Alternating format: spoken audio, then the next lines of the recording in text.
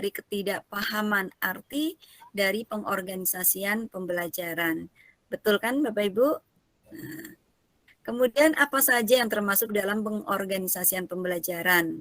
Poin-poin apa saja yang perlu ditentukan dari awal oleh masing-masing satuan pendidikan sebagai bagian dari pengorganisasian pembelajaran dan nantinya akan mempermudah dalam penyusunan jadwal pembelajaran. Oke, baik, saya ingin bertanya pada Bapak Ibu, nanti silakan tulis di kolom chat ya Bapak Ibu ya. Ini pertanyaan ini ya, jadi poin-poin apa saja yang perlu ditentukan dari awal oleh masing-masing satuan pembelajaran ya sebagai bagian dari pengorganisasian pembelajaran. Silakan ditulis Bapak Ibu di kolom chat agar kita lebih interaktif. Poin-poin apa saja yang perlu ditentukan dari awal oleh masing-masing satuan pendidikan sebagai bagian dari pengorganisasian pembelajaran dan nantinya akan mempermudah dalam penyusunan jadwal pembelajaran. Akarnya Pak Aswin ini sama Pak Robin, karena sudah diklat pertama dari angkatan pertama. Oke, sudah ada yang menjawab ya. Poin-poin yang perlu modul capaian pembelajaran TP ATP ya Ibu Linda. Pak Aswin, struktur kurikulum dan muatan kurikulum. Ya Ibu Linda. Ibu Linda sudah ya. Ibu Lucy, tujuan pembelajaran. Ibu Menri, capaian pembelajaran, tujuan pembelajaran ATP. Ya. Bapak Ibu juga boleh menampilkan atau menjawab tentang regulasi ya, karena regulasi di sini sangat penting ya Bapak Ibu ya. Bu, ya. Pak Heri ya, Pak Heri, TP materi pembelajaran, media, evaluasi. Oke, Bapak Ibu, sudah banyak yang dijawab oleh teman-teman ya. Nah, sekarang ya kita beri tepuk tangan dulu untuk Bapak Ibu yang sudah menjawab di kolom chat ya. Ini di kolom chat ini juga terekam semua Bapak Ibu. Nanti pada akhir pertemuan ini langsung reportnya terkirim ya Bapak Ibu ya. Jadi Bapak Ibu yang menuliskan di kolom chat ini selalu ada report. Ada yang sudah dijawab oleh Bapak Ibu, kita beri apresiasi dan mari kita lihat sekarang ya. Tahapan pengorganisasian pembelajaran Bapak Ibu. Seperti ini ya. Jadi diawali dari penjabaran muatan belajar. Ini per tahun, per semester, dan per minggu.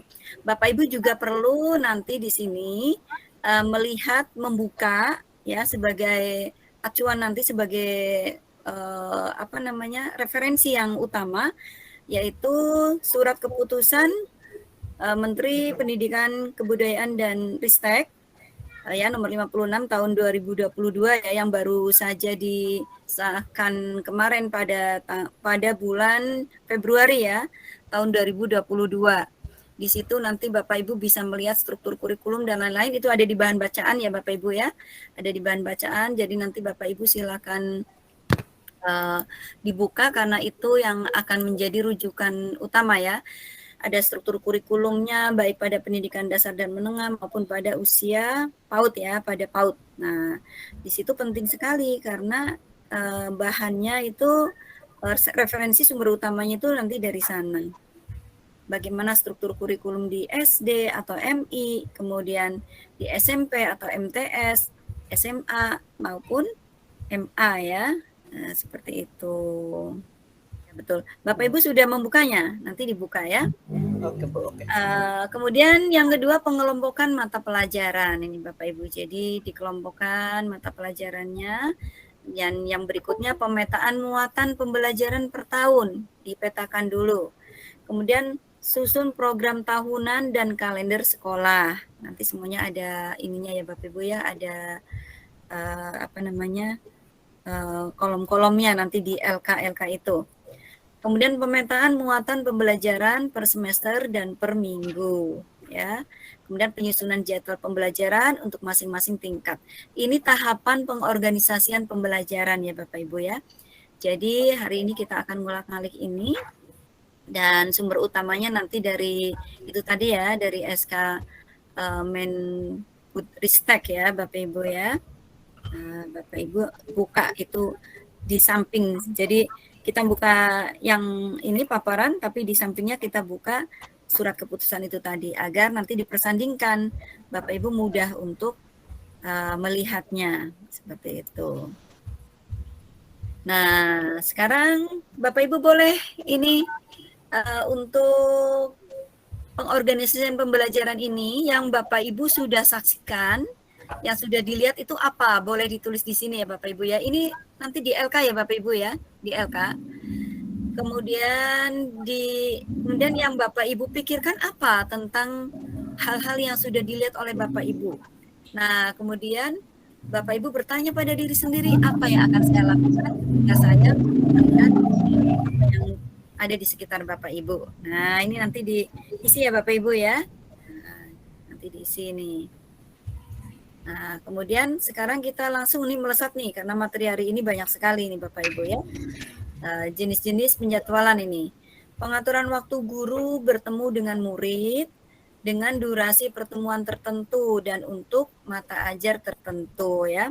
Jadi yang dijadwalkan itu antara lain ini, pengaturan waktu guru. Kapan bertatap muka bertemu dengan murid dengan durasi pertemuan tertentu, durasinya berapa, untuk mata pelajaran apa gitu. Nah, jenis-jenis penjadwalan ini Bapak Ibu yang harus diketahui sekali ini, yang pertama adalah dalam bentuk periode ya. Kemudian yang berikutnya dalam bentuk blok. Kemudian yang ketiga kombinasi antara periode dan blok ya Bapak Ibu ya. Nanti sisi kelebihan, kelemahan akan kita telah bersama ya Bapak Ibu ya. Dan tentunya ini akan disesuaikan dengan kondisi di mana sekolah yang akan membuat jadwal ini seperti apa kondisinya gitu. Nah, kalau kita lihat ya Bapak Ibu, jadwal tradisional atau jadwal periode kan begini ya Bapak Ibu ya. Pada waktu dulu kita selalu melihat bahwa dalam satu hari anak-anak belajar itu dengan sekian banyak mata pelajaran. Kadang sampai 6 atau 8 bahkan ya, kalau di SMP itu 6 atau 7 nih, coba kita lihat juga ini ada berapa nih coba. Matematika tuh 2, 3, 4, 5, 6, 7, ya 7, ini 7 rata-rata begitu 7, kecuali hari Jumat. Kita bandingkan dengan sistem blok semester seperti ini Bapak Ibu ya. Jadi sistem blok ini memungkinkan dalam 1 minggu, ini misalnya per minggu atau harian kita lihat coba, hanya beberapa mata pelajaran saja. Di sini kita lihat semua ada matematika, IPA, bahasa Indonesia, project ya. Project ini juga sudah di luar intrakurikuler ya Bapak Ibu ya. Jadi ini kita lihat perbedaannya seperti ini Bapak Ibu ya, per blok ini. Kemudian kalau kita lihat alternatif sistem AB atau alternatif jadwal blok. Nah, ini ya. Jadi jadwal blok AB ini membagi 4 sampai 8 blok periode kelas setiap 2 hari sehingga murid dapat mengambil 3 atau 4 mata pelajaran dalam sehari. Nah, dalam jadwal AB ini setiap periode belajar berdurasi 80 sampai 120 menit. Ini Bapak Ibu seperti ini kalau kita lihat nih. Pelajaran A ini misalnya di sini diketahui A ini matematika ya, matematika, kemudian B-nya IPA, ini C IPS, D bahasa Indonesia, sorry. Kemudian yang hari Selasanya coba dilihat. Hari Selasanya ini ada bahasa Inggris, kemudian ada penjaskes, kemudian pendidikan seni, di sini agama. Ya, agama ya, pendidikan agama. Nah, kita lihat nanti di hari Rabunya A lagi di sini ya, A lagi alurnya ya, matematika ya, sama dengan yang ya, dan bahasa Indonesia. Dan bahasa Indonesia ya. Nah, di sini hari Kamisnya begitu juga, sama dengan di hari Selasa tadi. Ini jadwal blok A, B ya, jadi ada variasi di dalam 1 minggu. Nah, nanti bandingkan saja dan kita berpikir sekiranya peserta didik kita dengan di jadwal semacam ini kelebihan kekurangannya seperti apa. Kita melihat, nah jadwal kombinasi periode dan blok ini ya. Jadi kombinasi ini, periode berarti sistem klasik ya, lama ya, dipadu dengan sistem blok. Nah, jadwal kombinasi ini bisa menjadi langkah awal atau transisi bagi satuan pendidikan yang ingin menjalankan jadwal blok. Agar tidak shock ya Bapak Ibu ya, mungkin sekolah-sekolah yang baru akan merancang atau baru akan menyusun kos, penjadwalan dan lain-lain, mungkin ini menjadi solusi agar dalam beradaptasi itu nyaman gitu ya, tidak langsung jeglek gitu. Karena bagaimanapun juga secara psikologis baik guru maupun peserta didiknya tentunya akan mengalami hal-hal yang sifatnya apa ya, mungkin shock gitu ya, shock ya secara psikologis kalau langsung ke blok gitu kan. Nah, sekarang kita akan menelaah kelebihan dan keefektivitasan model penjadwalan. Ini sudah dilakukan penelitian ya Bapak Ibu ya, riset yang menunjukkan bahwa jadwal blok memberikan dampak baik untuk satuan pendidikan, guru, dan juga murid. Kenapa ya? Nah, kenapa? Karena begini, meningkatkan kualitas belajar mengajar ya. Jadi dengan blok itu karena durasinya lebih panjang dan lebih lama, kan seperti dalam teori pembelajaran ya Bapak Ibu ya, teori drill kalau kita belajar tentang drill dengan seringnya diulang-ulang itu akan menjadikan peserta didik lebih paham ya, meningkatkan kualitas belajar mengajar karena memberi waktu guru untuk merencanakan pembelajaran lebih baik, lebih mapan, lebih fight karena lebih lama dia berlangsung lebih lama, tidak seperti yang sistem tadi tradisional itu kan baru mau mulai, ibaratnya kita baru membuat strategi pembelajarannya seperti ini, besok sudah berubah lagi. Sepertinya seolah-olah tuh waktu itu begitu singkat gitu ya. Sehingga mengejar target ya, Bu? Iya, mengejar target. Jadi seolah kayak ruang kreativitasnya terbatas gitu. Kemudian kedalaman versus keluasan. Nah, jadi kedalaman materi itu tentunya akan lebih didapat di dalam penjadwalan blok. Dan keluasan cakupan pembelajarannya juga akan terasa seperti apa, karena kalau sistem tadi yang tradisional itu tadi ibarat orang makan itu baru nyampe tenggorokan sudah harus selesai. Padahal kalau sistem blok itu sudah diolah di perut ya, sudah didistribusikan ke seluruh tubuh kita oleh darah gitu. Nah, ibaratnya seperti itu. Kemudian lebih sedikit waktu belajar yang terpotong dan meningkatkan kedisiplinan. Nah, ini waktu belajar efektif lebih panjang ya karena jadwalnya blok. Penyelesaian isu dapat lebih cepat dan hubungan guru murid lebih intens.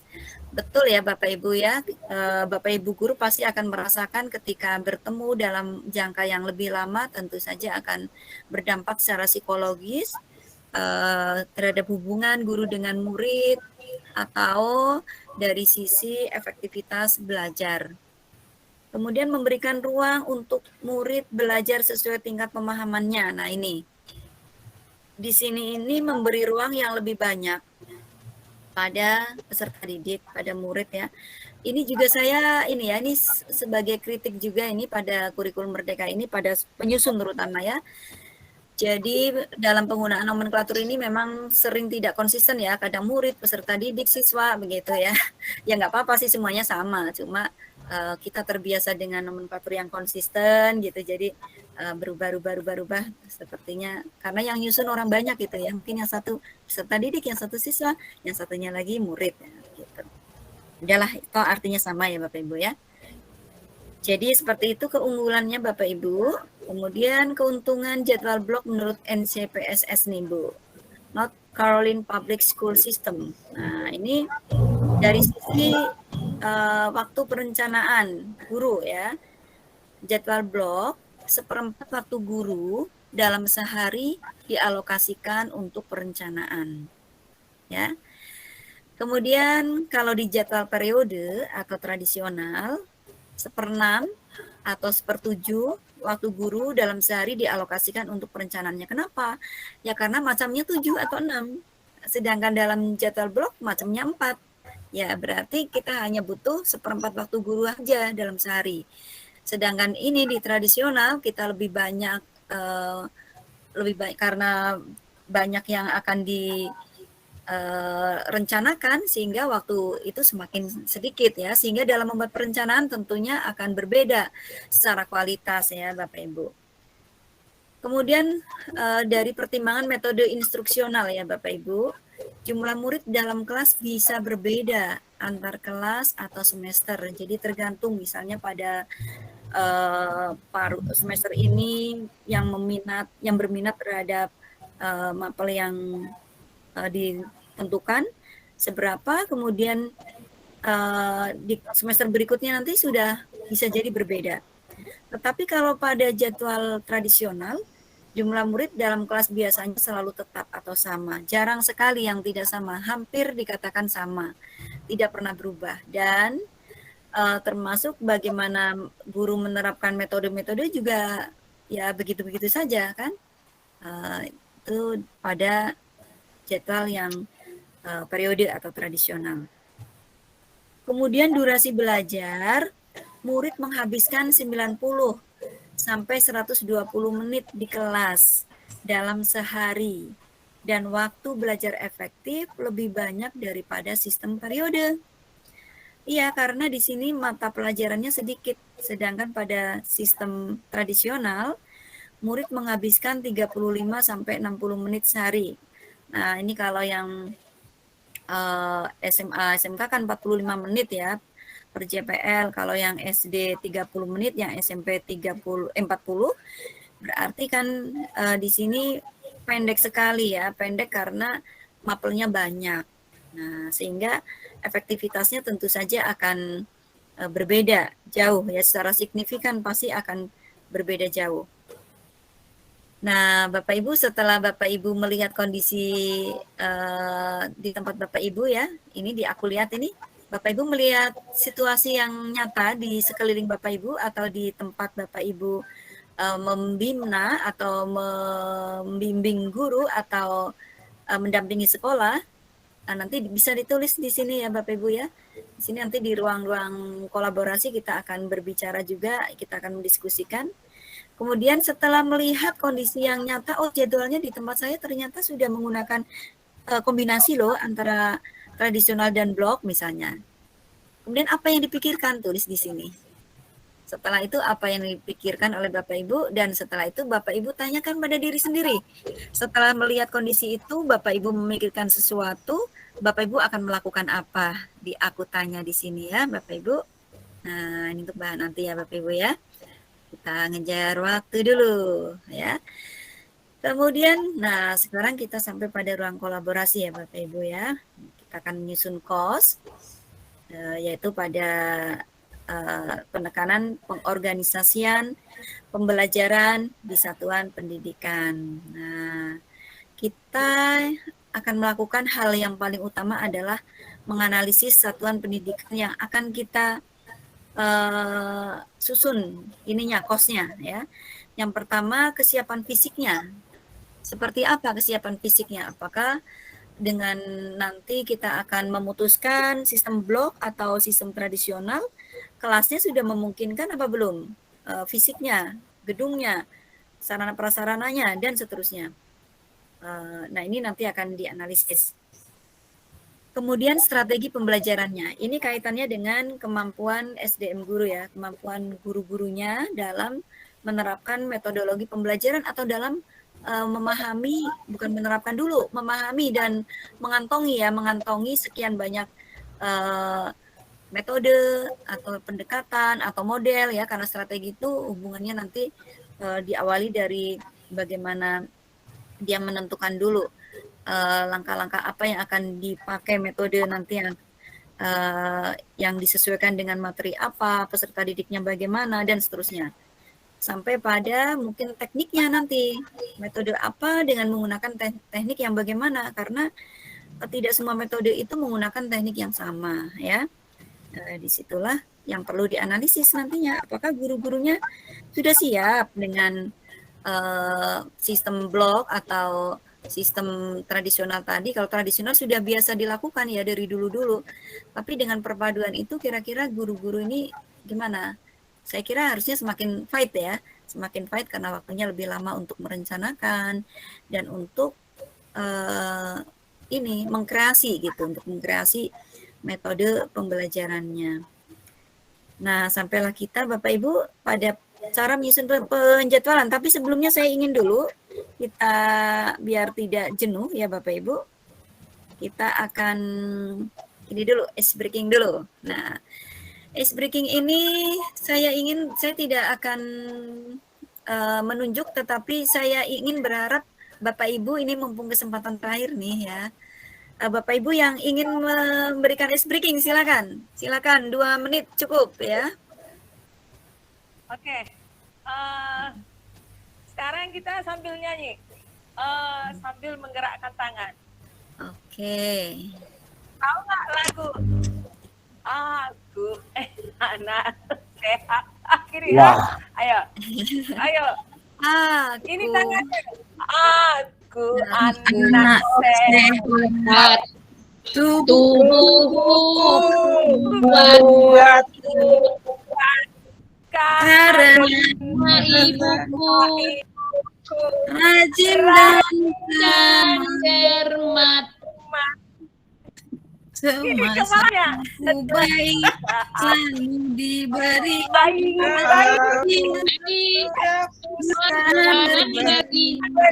dan imunisasi. Berat badanku ditimbang selalu posyandu menunggu setiap waktu. Bila aku diare, selalu minum obat.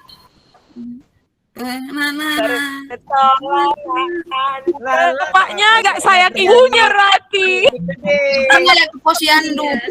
Lagu-lagu lain.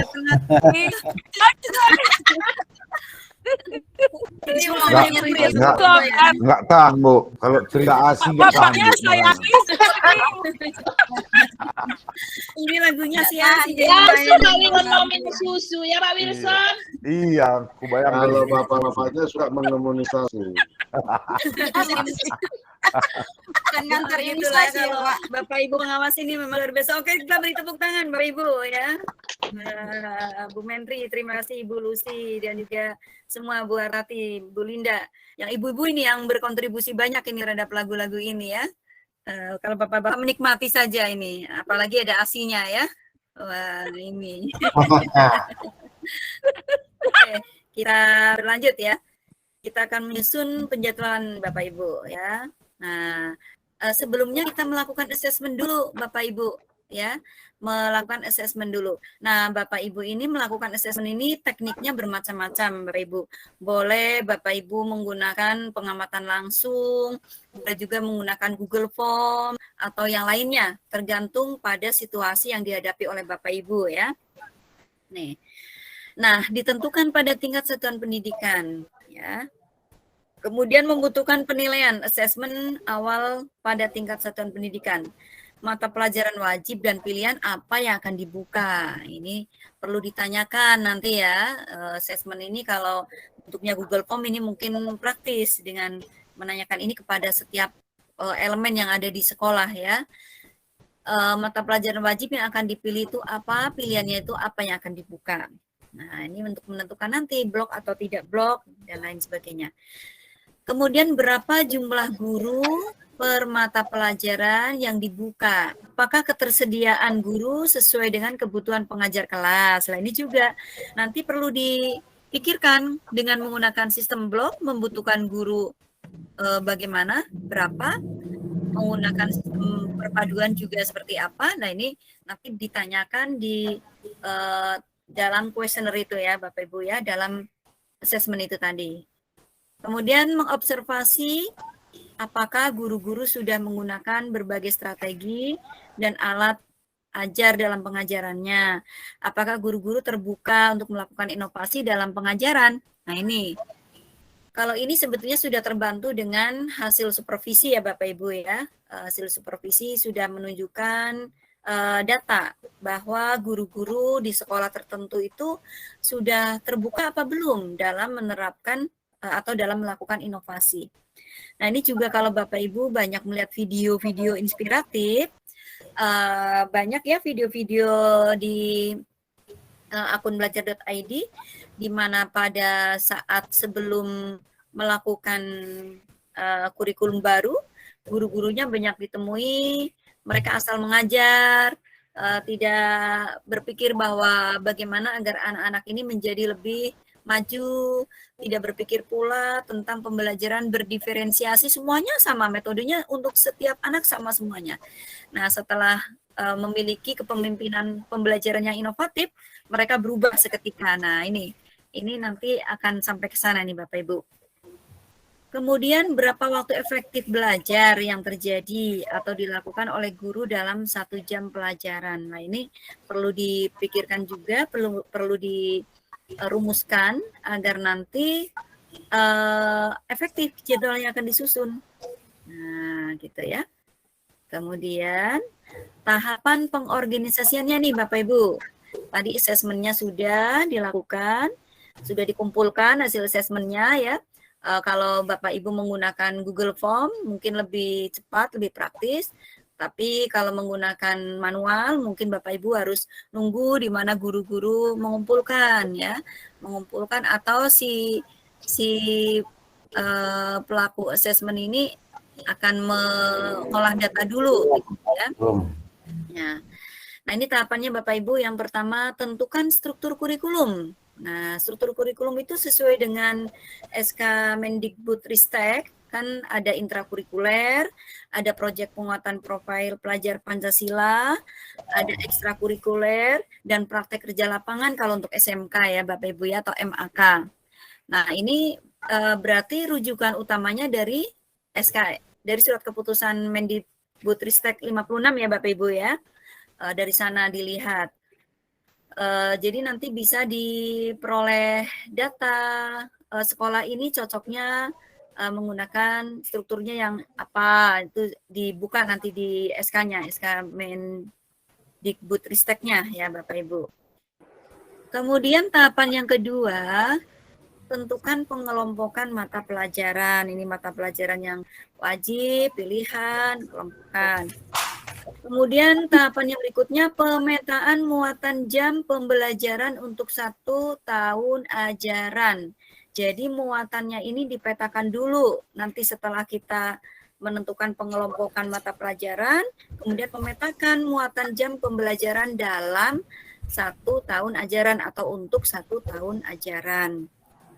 Nah, berikutnya susun program tahunan dan kalender akademik sekolah. Nanti kalau Bapak Ibu buka di akun belajar.id banyak sekali contoh-contoh ya Bapak Ibu,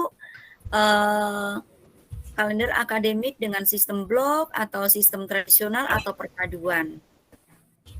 Kemudian yang berikutnya tahapannya adalah menyusun jadwal pembelajaran untuk masing-masing tingkat. Nih Bapak Ibu ya, semuanya strukturnya sudah ditentukan. Kemudian sudah dikelompokkan mata pelajarannya, sudah dipetakan pula untuk 1 tahun ajaran, dan sudah disusun program tahunan dan kalendernya, kemudian dipetakan muatan pembelajarannya dalam 1 minggu, setiap minggunya seperti apa dipetakan, kemudian menyusun jadwal pembelajaran untuk masing-masing tingkat.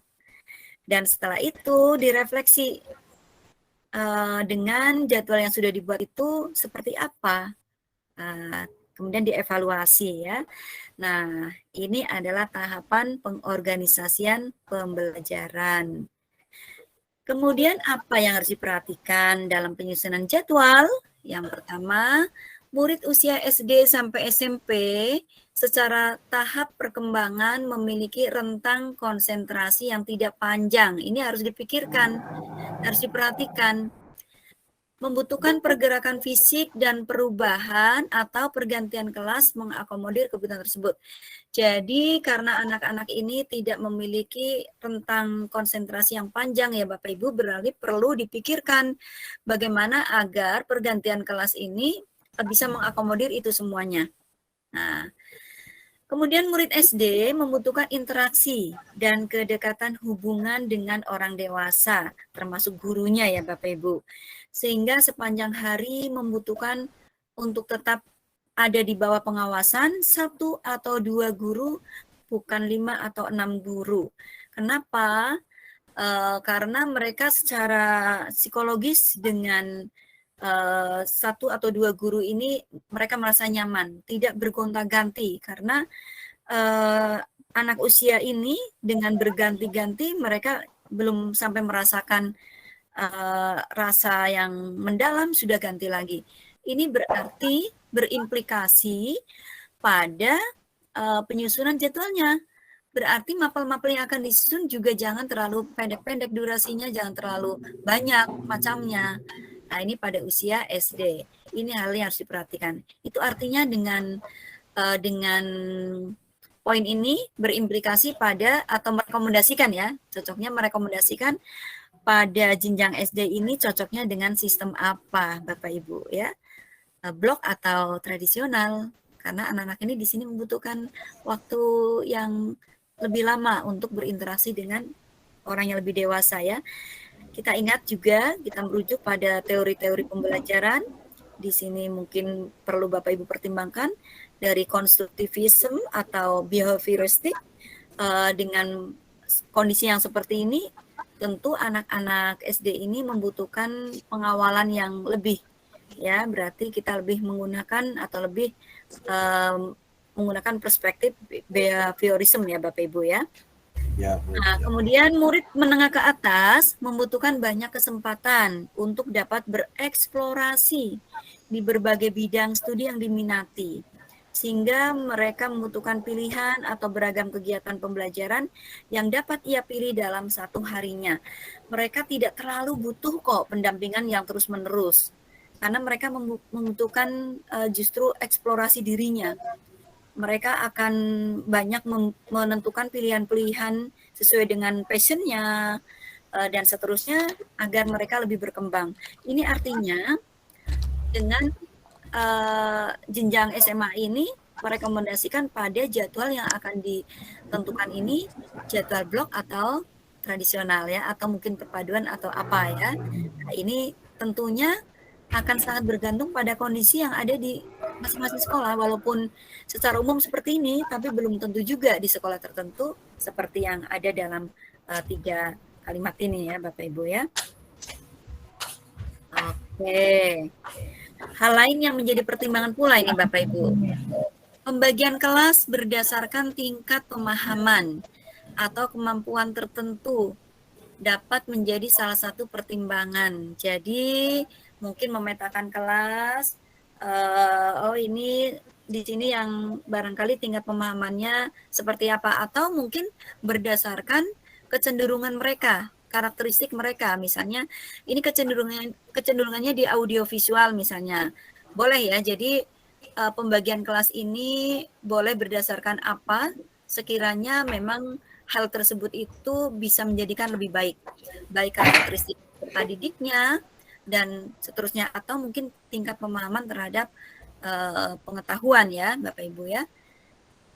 Tetapi tingkat pemahaman terhadap pengetahuan ini akan banyak sekali dilandasi oleh kecenderungan mereka kan peserta didik.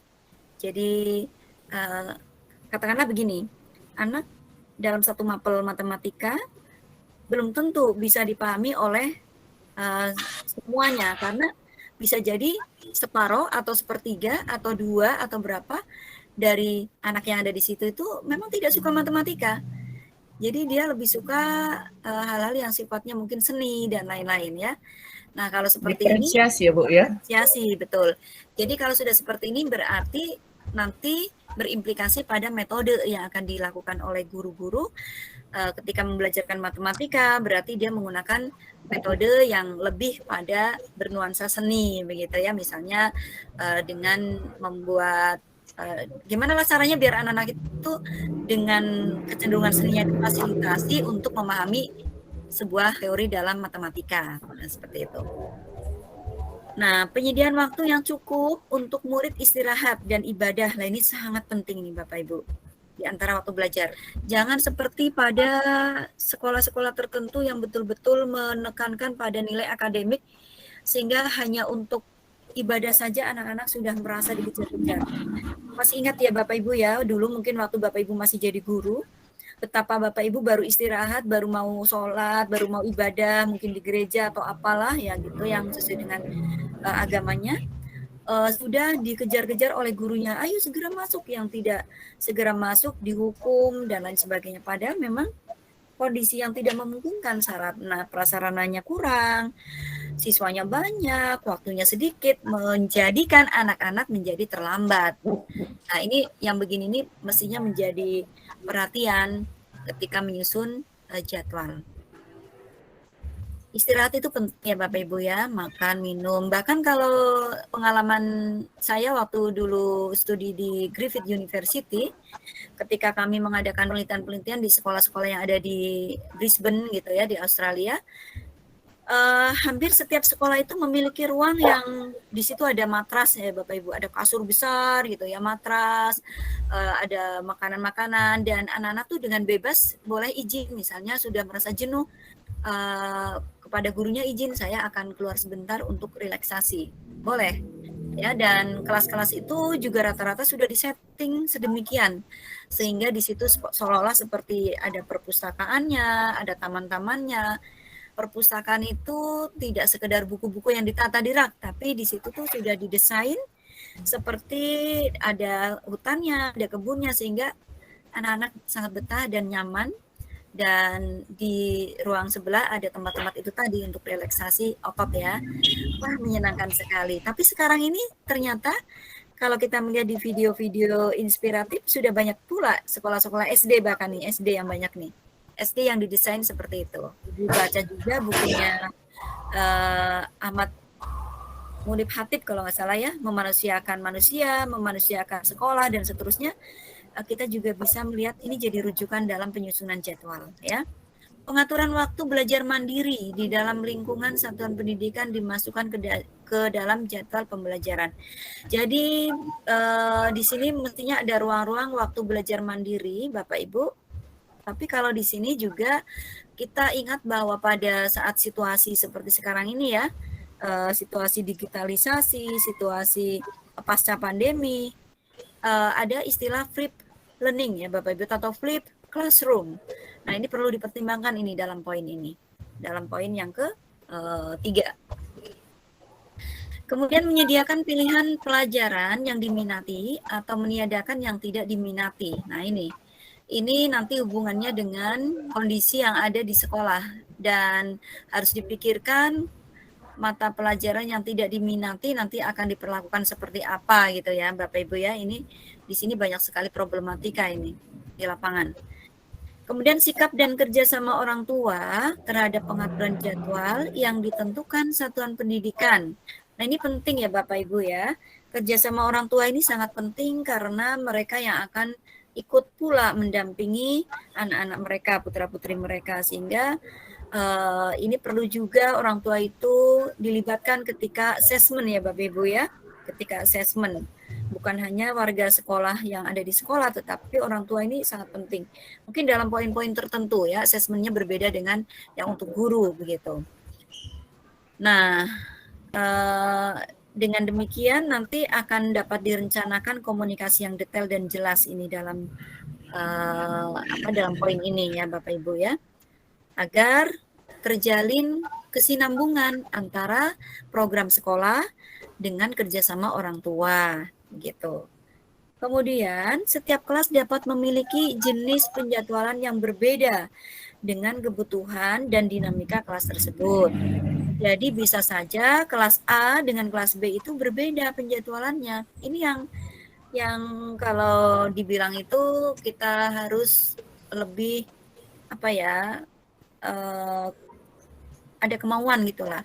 Karena banyak pernyataan begini, aduh cari susah amat ya, cari susah amat yang begini-begini saja sudah keteteran. Nah, ini masih banyak ditemui di lapangan seperti itu. Nah, bagaimana kita membangun mindset agar tidak terjadi seperti itu, ya? Karena kita berpijak pada kebutuhan peserta didik. Kalau nah ini ada yang tidak di mute, mohon maaf, di mute dulu yang masih bersuara, siapa ya? Biar tidak gaduh suaranya. Ya, Tadi bisa tolong ditampilkan slide-nya tadi, Bu. Oke, yang mana? Yang nomor 4 ini, Bu, ya. Menyediakan Ini pilihan memang, pembelajaran. ini memang kan masih yang menjadi menyediakan pilihan pelajaran yang diminati atau menyediakan yang tidak diminati. Nah, saya ikuti tadi materi kita ini memang ini sudah termasuk diferensiasi kelas, kan gitu. Iya. Sementara kalau kita berbicara di SMP ya, untuk tahun ajaran misalnya kita menampung satu kelas 32 lah misalnya. Nah, untuk 32 orang ini kalau kita memakai kurikulum ini, bagaimana? Apakah gurunya juga harus berdiferensiasi sesuai dengan tuntutan materi ini? Ini yang pertama. Nah, tadi pun ada saya lihat untuk kelas yang berbeda. Nah, gimana caranya nanti guru memberikan materi kepada kelas yang berbeda, sementara satu guru untuk satu mapel misalnya. Itu yang kedua. Yang ketiga, untuk menghadapi diferensiasi kelas dan diferensiasi murid ini, si guru harus memiliki gaya mengajar dan teknik mengajar bagaimana supaya pelajaran itu bisa diterapkan sesuai dengan kebutuhan atau minat siswa. Nah, jadi sepertinya materi ini lebih pas ke SMK, karena di SMK sudah ada peminatan. Seperti itu, Bu. Sementara di SMP kita masih klasikal pemberian mata pelajaran secara umum. Lalu gimana itu, Bu? Oke, baik. Ibu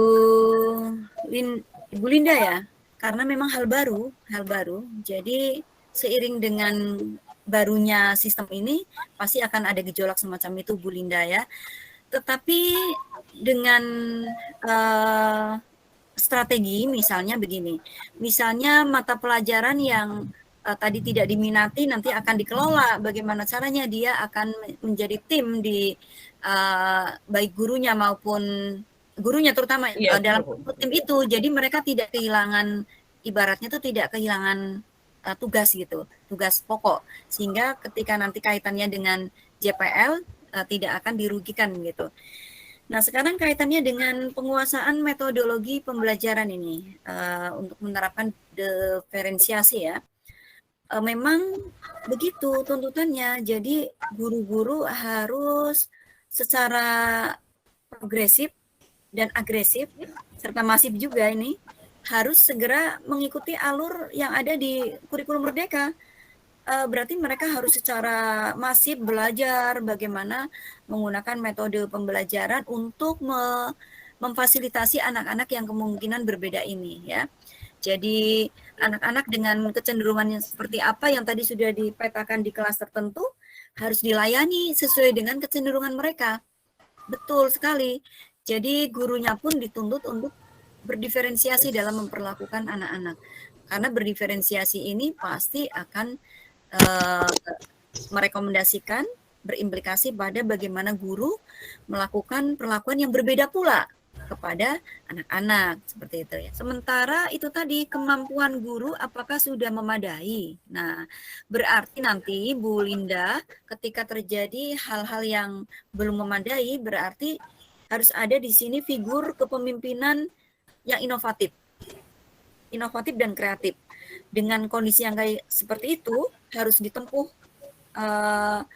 langkah-langkah yang sifatnya itu langsung menggebrak gitu, Pertama itu harus semacam membangun komitmen bersama. digebrak. Ini yang Izin Bu ada di Siti, sekolah, ya. izin Bu Siti, memang iya benar. Jadi CGP kita memang dipersiapkan untuk hal ini supaya relevan dengan sekolah penggerak. Sementara di sekolah penggerak itu sebenarnya belum ada CGP-nya kan gitu. Ya, Yang maksimal pembekalan tentang kurikulum merdeka ini yang relevan memang adalah di CGP. Nah, sekarang karena kita diberikan opsi pilihan kepada sekolah non penggerak, mereka mencoba untuk masuk ke zona ini. Nah, mereka ini nanti akan meraba-raba melaksanakan karena mereka tidak memahami hal ini. Ini yang saya takutkan di lapangan, Ibu. Maksud saya. Betul. Jadi solusinya ketika terjadi semacam itu berarti CGP yang ada, tapi ini harus diawali dari langkah kepala sekolahnya dulu. Kepala sekolah paling tidak ini menggunakan jasa ya. Menggunakan jasa para CGP ini ya kalau yang namanya kita ingin maju kan sejuta jalan ya ditempuh ya. Termasuk misalnya mengundang salah satu CGP untuk membelajarkan kepada guru-gurunya. Jadi di luar sistem lah, di luar sistem alur sekolah merdeka, sekolah penggerak gitu. Kita menempuh jalan sendiri yang sekiranya nanti akan banyak memberikan kontribusi. Contohnya begini, sekolah-sekolah yang belum menerapkan sama sekali pun sekarang sudah mulai mengundang para tim ahli, CGP asal mereka yang diundang punya waktu. Seperti saya misalnya nih, saya diundang walaupun saya sebetulnya kan hanya melatih para pengawas seperti ini, melatih yang sedang pelatihan, tetapi dengan seiring bertambahnya kebutuhan, sering pula kita itu diundang untuk memberikan misalnya IHT selama 3 hari, 4 hari, asal kita ada waktu, mereka itu pasti akan mengundang gitu ya. Dan ini salah satu terobosan yang dilakukan untuk mengatasi itu tadi yang dalam satu sekolah penggerak itu kadang-kadang hanya ada satu CGP.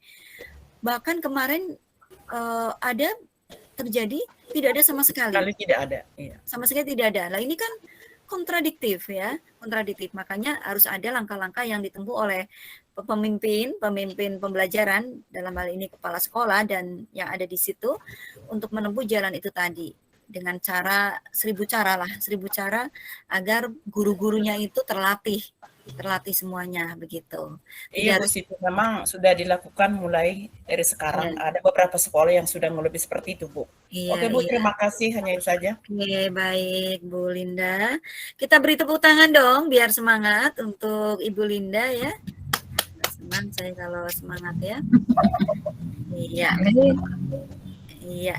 Oke ya, jadi sekarang ini kita refleksi nih. Masih relevankah atau mungkin Bapak Ibu punya pernyataan dan pertanyaan yang baru? Nah, dengan itu tadi ya, dengan kondisi yang tadi itu yang sampai pada pertanyaan terakhir barusan Bu Linda itu ya.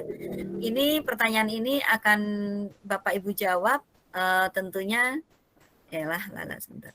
Tentunya di benak kita masing-masing ya Bapak Ibu ya. Nanti akan ditumpahkan pada saat kita berdiskusi. Jadi sekarang mungkin sementara jadi bahan refleksi, tapi nanti akan Bapak Ibu tuangkan pada saat kita berdiskusi, pasti akan muncul persoalan-persoalan yang tadi itu ya. Nah, seperti itu. Ini waktu sudah 10 ya, oke. Nah, Bapak Ibu, nanti Bapak Ibu di ruang, ya inilah ya sekarang ini, Bang Heri mau bertanya, Bu. Oke, sebentar saya fokus ke ini, jadi tidak melihat Raisen. Pak Heri silakan, Raisen, Pak Heri. Ya terima kasih Bu. Sebelum kita lanjutkan jadi supaya jangan nanti tambah bingung saya ini Bu.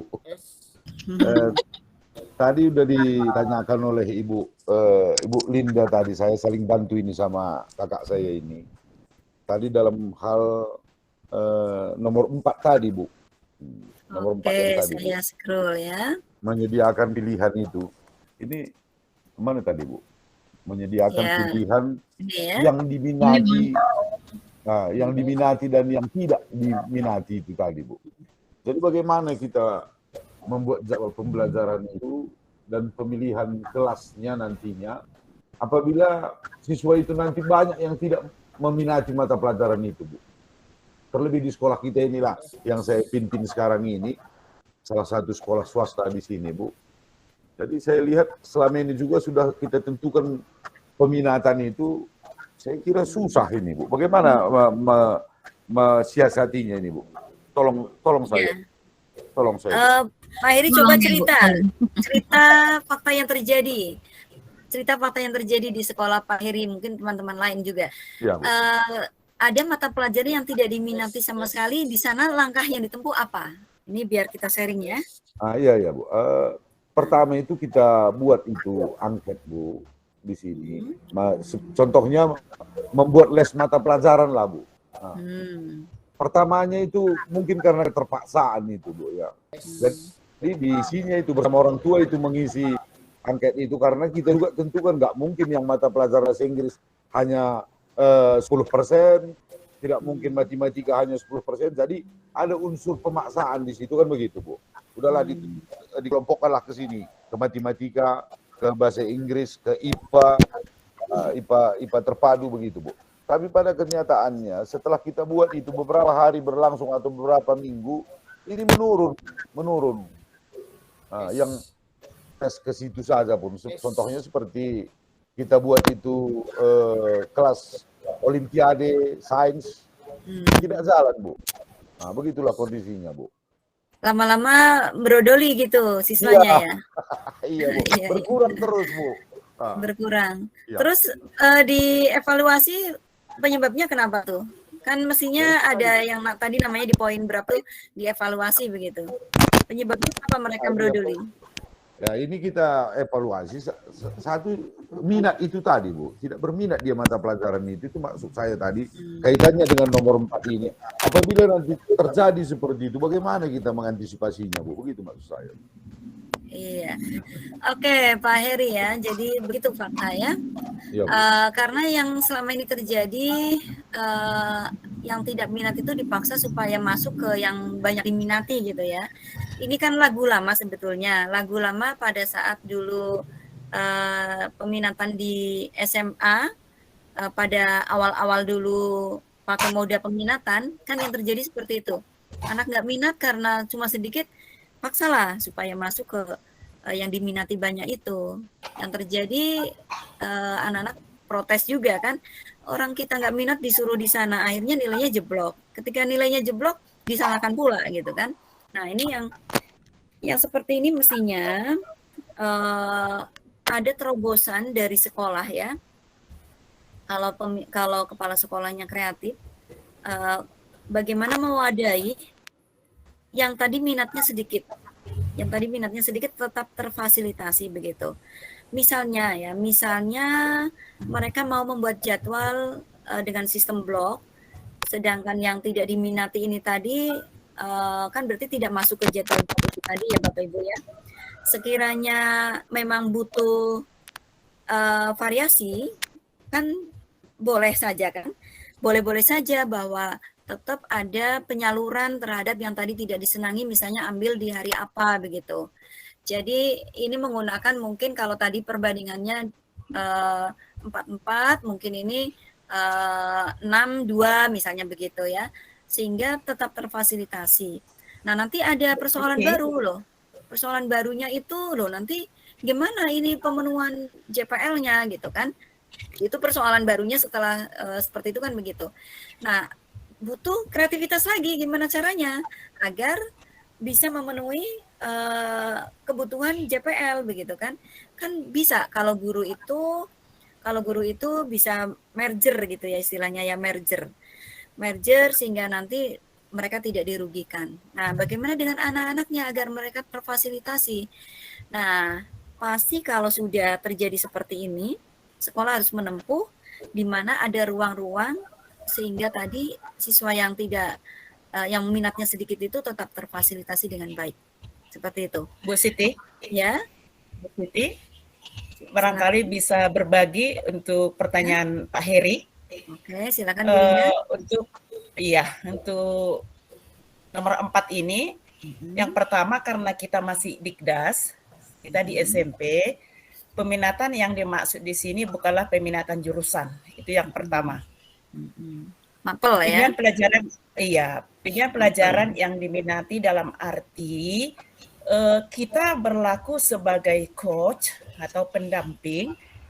Kalau kita guru, kita akan identifikasi kenapa siswa itu tidak ada minatnya untuk mata pelajaran tertentu. Ini karena di SMP itu bukan jurusan Pak Heri. Iya, mata pelajaran. Jadi artinya kita mengidentifikasi dulu kenapa dia tidak meminati itu, apa masalahnya, lalu bagaimana. Nah, disinilah masuknya seorang guru berperan sebagai fasilitator atau berperan sebagai coach, menuntut si anak untuk keluar dan mencari solusi di atas ketidakmampuannya meminati pelajaran secara klasikal misalnya. Beda dengan SMK. Jadi artinya memang di pembelajaran ini, di proses ini, guru harus mampu memahami kebutuhan siswa, ya, memahami kebutuhan siswa, minat belajarnya dengan kolaborasi itu di kelas. Jadi ketika di kelas dibuat kolaborasi, guru itu memantau dan melihat bagaimana si anak didik itu belajar. Nah, jadi ketika ada seperti yang Bapak Heri katakan, makin banyak yang tidak mampu, makin banyak yang keluar dari kelompok belajar yang misalnya bahasa Inggris tadi. Nah, jadi maksudnya Pak Heri di sini adalah peminatan mata pelajaran secara umum, ya. Sekali lagi Bapak, ini adalah guru yang mampu melakukan diferensiasi, ya, sebagai coach dan fasilitator, dan juga bekerja sama dengan orang tua. Kira-kira seperti itu Pak Heri jalan keluarnya. Mudah-mudahan sesuai dengan Merdeka Belajar untuk memulihkan anak kita di masa pandemi ini. Iya, sudah Bu Linda? Oh iya Bu, udah. Oke, terima kasih Bu Linda, beri tepuk tangan. Applause untuk Bu Linda ya, luar biasa ya. Ya, itu yang tadi saya sebut kreativitas ya. Jadi dengan kreativitas itu memungkinkan anak-anak itu tetap terlayani. Mereka harus terlayani. Berapapun jumlahnya, berapapun minatnya harus mereka layani ya. Itu tadi ada peran coaching, ada peran fasilitator, dan guru-guru itu harus memiliki peran-peran tersebut ya, Bapak Ibu. Nah, selama ini itu tadi yang saya bilang, guru-guru itu hanya melakukan satu hal saja untuk sekian banyak peserta didik. Betul juga tadi kata Bu Linda bahwa yang tadi disebut minat itu minat mata pelajaran, makanya tadi saya sebut misalnya perbandingannya 4-4 ya, yang tadinya berkolaborasi kolaborasi tradisional dengan dengan blok misalnya, dibuat misalnya 62 atau bagaimana. Ini mapel ya, ini berbasis mapel maksudnya, bukan peminatan jurusan. Nah, itulah seperti itu tadi yang disampaikan Ibu Linda sebagai solusi ya, sebagai solusi ketika nanti ada persoalan baru, evaluasi lagi dengan strategi baru lagi. Seperti apa? Tapi pada intinya adalah apapun yang dimiliki oleh peserta didik, perbedaan seperti apapun, berapapun jumlahnya, mereka tetap harus terlayani dengan baik. Jangan sampai anak-anak kemudian frustasi, itu tadi memperlakukannya guru itu sama saja, sehingga merasa bahwa anak-anak ini betul-betul tidak terlayani ya. Nah, peminatan ya Bu ya, peminatan. Jadi di sini kan di SMP, terus peminatan itu nanti bisa berbeda-beda murid atau siswa kita setiap kelas, tidak sama jadinya kan Ibu. Jadi maksud saya, apakah kelasnya ini sudah spesialkah, misalnya kalau kelas bahasa Inggris misalnya, apakah kelas bahasa Inggris sudah spesial, murid itu yang datang atau siswa itu yang datang ke ruangan itu, atau kita yang menjumpai murid di kelas? Kira-kira Ibu, itu Ibu yang saya tanyakan saat ini. Bagaimana caranya pengaturannya itu ya Ibu ya? Terima kasih. Oke, Bu Seri, terima kasih. Nah, ini saya menawarkan dulu nih. Adakah Bapak Ibu yang mau menjawab sebelum saya menjawab? Ini tadi hubungannya dengan saya bantu Bu. Ya, dengan tadi pertanyaan Pak Heri juga ya. Silakan. Ini diferensiasinya di kelas kalau kita di SMP, bukan diferensiasi kelas. diferensiasi kolaborasi maksudnya Ibu Seri.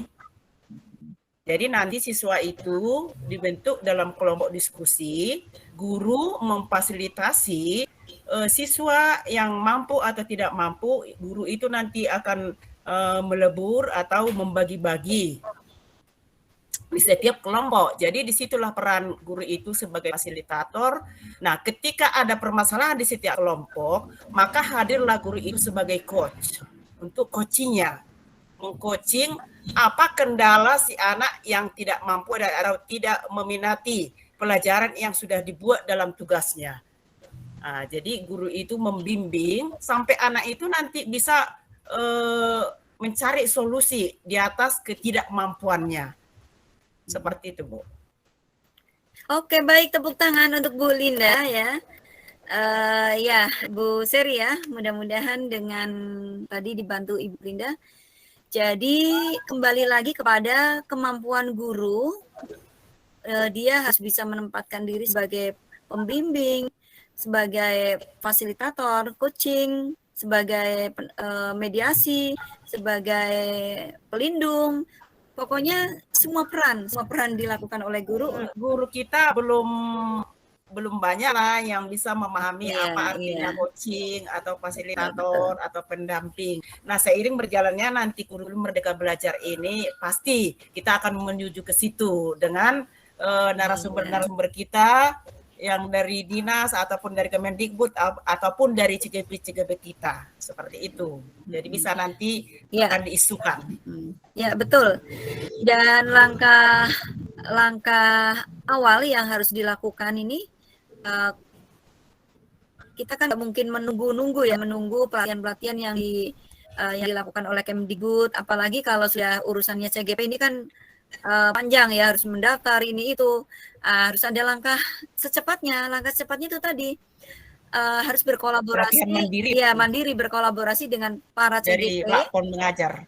Ya, atau mengakses dari platform itu, karena sekarang ini akses itu ada di mana-mana sesungguhnya. Jadi seiring dengan seringnya nanti kepala sekolah memberikan motivasi, memberikan inspirasi kepada guru-gurunya untuk selalu membuka platform Merdeka Belajar, Merdeka Mengajar, ini akan membuat guru-guru kita yang selama ini nyaman, di zona nyaman, mereka akan bergerak ya.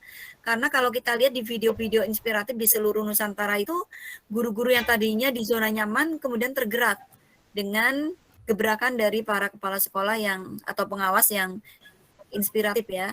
Jadi saya kira kita harus growth mindset ya. Growth mindset ini artinya kita harus pola pikir bertumbuh, jangan kemudian udahlah susah, guru-gurunya udah seperti itu, susah dikendalikan, susah diberi pengertian, jangan begitu. Ketika kita menggunakan strategi yang tepat, mereka pasti akan berubah juga. Ini yang namanya pola pikir growth mindset. Sedangkan yang tadi kalau kita pasrah, namanya fixed mindset, itu begitu ya, Mbak Ibu ya. Ya, oke. Bu Seri, begitu Bu Seri? Ya Bu, sedikit lagi yang mengganjal Bu. Oke, silakan Bu Seri.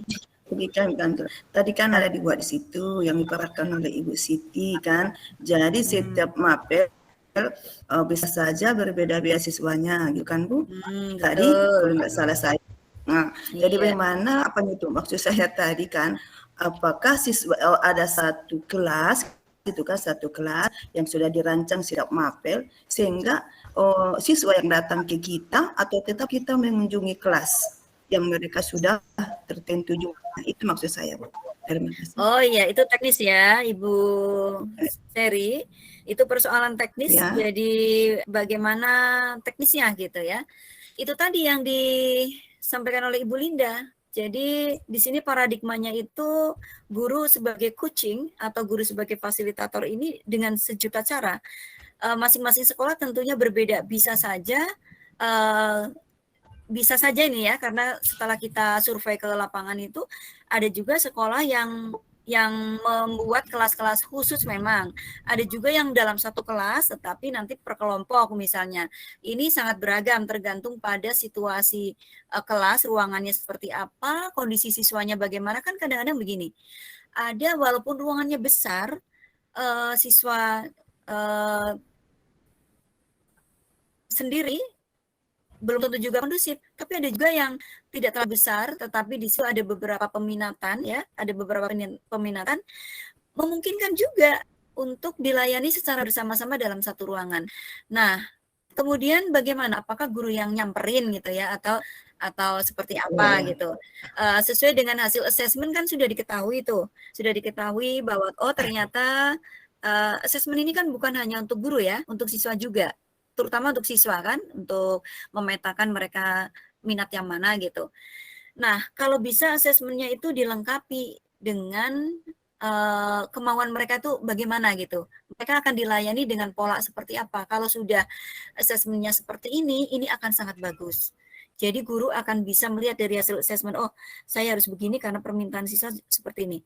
Tetapi tidak semua keinginan siswa itu harus kita turuti, tentunya harus disesuaikan pula dengan kondisi SDM-nya, prasarananya, seperti itu ya Bapak Ibu ya. Tapi paling tidak, ini akan menjadi bagian dari problem solving gitu, seperti itu Bu Seri ya. Itu persoalan teknis. Jadi bisa sangat berbeda antara itu nanti terjadi studi ya, ya. Jadi yang paling penting adalah bagaimana siswa itu betul-betul menjadi pusat ya, pusat dalam pembelajaran, student centered learning ya, bukan teacher centered learning, seperti itu. Begitu Bu Seri?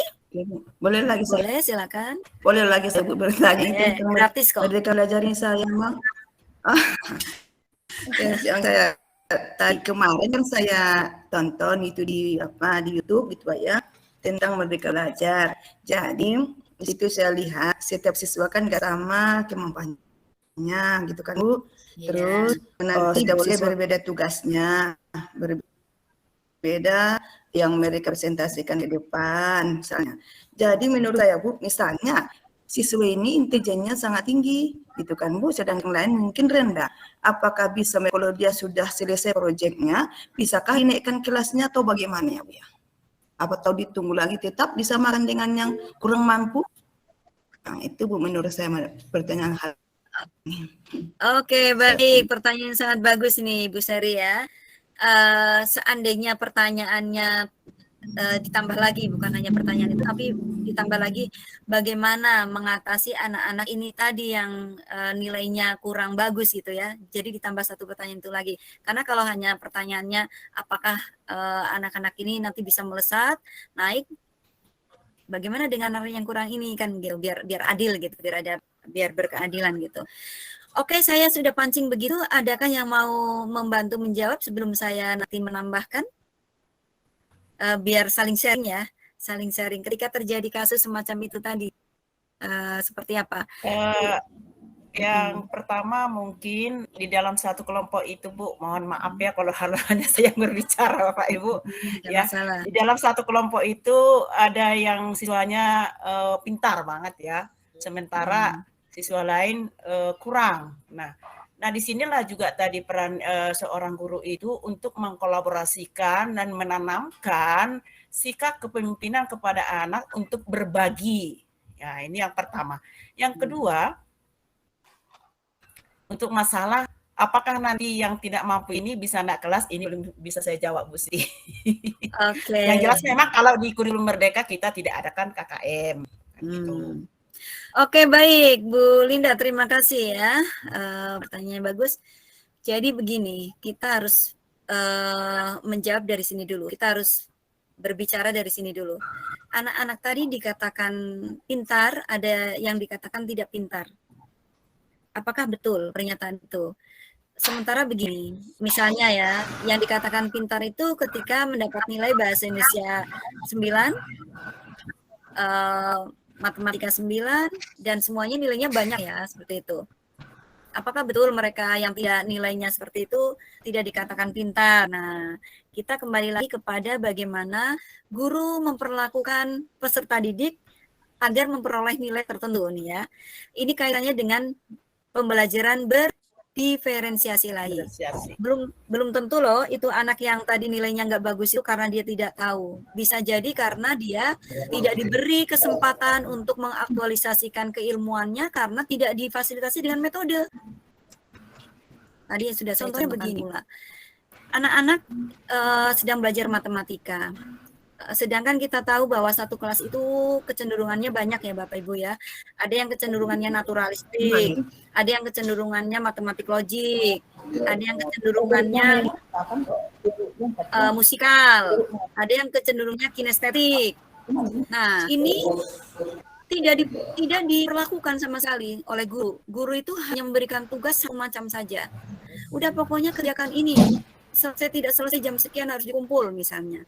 Ini anak-anak yang memiliki kecenderungan berbeda-beda ini mereka pasti akan bahkan tidak mau mengerjakan atau kalaupun mengerjakan asal-asalan. Tetapi ketika mereka belajar difasilitasi dengan kecenderungan mereka misalnya yang kecenderungannya naturalistik misalnya. Si A misalnya, kamu boleh mengerjakan di luar sana ya sambil di taman di depan sekolah boleh silakan. Mereka dipaksa di kelas dia nggak akan betah, dia pasti jenuh. Plesotan gitu ya, seperti gelisah gitu. Demikian pula anak-anak yang memiliki kecenderungan seni. Coba kerjakan ini dengan caramu. Ada kok anak yang mengerjakan matematika itu dengan bermain musik sambil nyambi gitu, nyambi gitaran. Ada guru yang seperti itu gitarnya dipatahkan, dibanting, dikiranya mengganggu gitu ya. Padahal kalau bisa gurunya itu harusnya sebagai coaching, sebagai fasilitator, dia memfasilitasi anak ini bisa belajar kalau sambil metik gitar atau sambil nabuh bermain musik, alat musik. Beri ya kesempatan tempat yang sedikit membuat mereka nyaman dan tidak mengganggu temannya. Nah, ini yang saya maksud. Pemisahan-pemisahan seperti ini teknis sifatnya bisa dalam satu ruang yang memungkinkan tidak terganggu atau di ruang lain yang mungkin akan membuat yang lainnya nyaman. Nah, harus berawal dari sini ya Ibu Seri ya untuk menjawab itu tadi. Sehingga nanti tidak ada istilah ini anak yang tidak pintar ditinggal saja, yang ini naik sudah tinggal saja, nggak begitu. Tetapi yang jadi persoalan adalah bagaimana mengatasi anak-anak ini agar mereka pun keluar bisa dari permasalahannya. Ya, keluar dari permasalahan itu, misalnya dengan treatment yang berbeda, tentunya harus dengan pendekatan-pendekatan. Ini masih sangat jarang, betul kata Bu Linda tadi ya, yang sekolah sudah menerapkan pola-pola semacam ini masih sangat jarang. Tetapi sekarang seiring dengan berjalannya kurikulum Merdeka, saya kira sudah semakin banyak ya sekolah-sekolah yang berkemajuan seperti itu dengan mengakomodir kebutuhan peserta didik dan sesuai dengan kecenderungannya. Anak-anak itu harus dilakukan sesuai dengan kemampuan mereka, potensi mereka, kecenderungan mereka, begitu Bu Seri. Jadi tidak ada lagi istilah anak yang ini pintar, yang ini tidak pintar. Semua anak pintar dengan bidangnya masing-masing. Semua anak itu ranking dengan bidangnya masing-masing. Jadi paradigma ini harus dibangun oleh kita semua. Itu begitu ya. Dan di sini Bapak Ibu pengawas harus mampu meyakinkan kepada guru-gurunya agar berpola pikir semacam itu, gitu ya. Itu Bu. Terima kasih Bu. Ya. Oke. Pak Ropin sudah bisa bersuara? Ini saya lagi masalah laptop saya tidak bisa bersuara, pakai HP Bu jadinya. Oh iya. Mau ikut nimbrung Bu, kalau dia peminatan itu memang kan dia tidak di SMP Bu, dia di kelas 11 SMA itu biasanya anak-anak itu sudah dibuat kepada kepeminatan. Memang kalau di SMP kan dia berdasarkan 8 kecerdasan majemuk.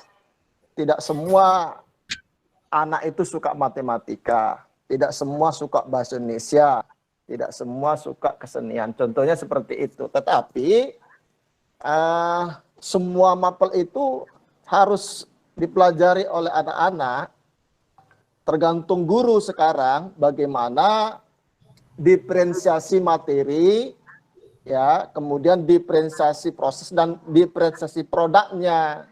Seperti itu, beda dengan SMA di fase F. Fase F itu kelas 11 dan 12 itu sudah kepeminatan, tetapi kenyataannya juga tidak bisa diadopsi oleh Kemdikbud, tetap juga seperti penjurusan. Seperti itu. Itu permasalahannya. Sebenarnya kan seperti ini, Bu. Kalau dia di peminatan di kelas 11 dan 12, anak saya itu mau ambil taruna. Kan gitu kan? Berarti kedinasan. Materinya itu kan, Bu, matematika dasar, semua dasar. Beda dengan kalau anak saya mau ambil SMPTN. Kan gitu kan? Kalau SMPTN kan atau UTBK itu materinya yang tinggi-tinggi. Tetapi kalau dia kedinasan itu kan TKD, tes kemampuan dasar. Sebaiknya sebenarnya di kelas 11 anak-anak sudah seperti itu. Kamu mau kemana, nak, cita-citamu? Seperti itu. Sehingga pengkelasannya itu berdasarkan minat dan cita-cita dari anak-anak tersebut. Tetapi kalau di SMP itu tidak bisa, tidak ada. Hanya guru harus tahu masing-masing anak itu ada 8 ketersediaan yang berbeda-beda. Jadi perlakuannya harus berbeda-beda, prosesnya harus berbeda, produknya harus berbeda. Dan itulah yang sangat sukar memahamkan guru. Itu, Bu, dari saya. Oke, terima kasih Pak Ropin. Ya betul ya. Itu sangat sulit dan butuh proses ya. Butuh waktu. Nyatanya dari dulu teori itu sudah ada dan sampai saat ini belum juga bisa diimplementasikan dengan baik ya. Jadi memang butuh ketelatenan, butuh komitmen dan seterusnya. Mungkin ini lain hal nih, Pak Ropin suaranya kan tidak bisa dibuka mute-nya ya. Tidak bisa di-unmute ya. Coba Pak Ropin ini, itu pasti ada yang terkunci. Seperti saya pada saat pertemuan awal dulu. Jadi ada di satu settingan di laptop yang belum diizinkan untuk suaranya. Ya, itu coba googling Pak Ropin, caranya di YouTube tuh ada cara mengaktifkan suara di Google Meet, di Gmeet. Itu mikrofon. Itu ada karena saya utak-atik sampai stres betul itu waktu itu nggak ketemu. Ternyata satu kunci yang belum kebuka dan saya googling ya gimana caranya, ini ketemu juga di situ. Coba Pak Ropin ya, dalam waktu yang masih ada sisa nih. Ya, masih ada sisa. Oke. Pak Heri mau menyampaikan lagi? Iya, Bu, ini tegas saja ini maksud saya, Bu. Yang poin tadi kembali, Bu. Kembali ke yang 4. Iya, tetap, Bu. Menyediakan pilihan pelajaran yang diminati. Kan begitu tadi, Bu. Iya. Nah, yang diminati dan atau meniadakan sama sekali ini maksudnya. Jadi bagaimana ini? Pertegas sedikit, Bu. Oke. Bagaimana nanti kami di lapangan ini, Bu? Ya baik. Kita ada 2 konteks di sini ya Bapak Ibu ya. Kalau konteksnya di SMP berarti kita bicara tentang mapel ya, hubungannya nanti dengan bagaimana multiple intelligence ya, memperlakukannya. Tetapi ketika kita bicara di SMA SMK, kita konteksnya di sini peminatan jurusan, berarti di sini betul-betul yang yang dibicarakan ya tentang penjurusan itu tadi. Artinya ketika memang tidak ada yang minat ya ditiadakan begitu. Tetapi ketika ada yang minat itu tadi bisa jadi dengan fasilitas dari guru BK coaching yang kemudian menelusuri kenapa anak ini tidak ada minat. Bisa jadi anak ini sebetulnya ada minat tapi dia tidak tahu jalan. Dia selama ini tidak terarah bahwa dia harus mana gitu.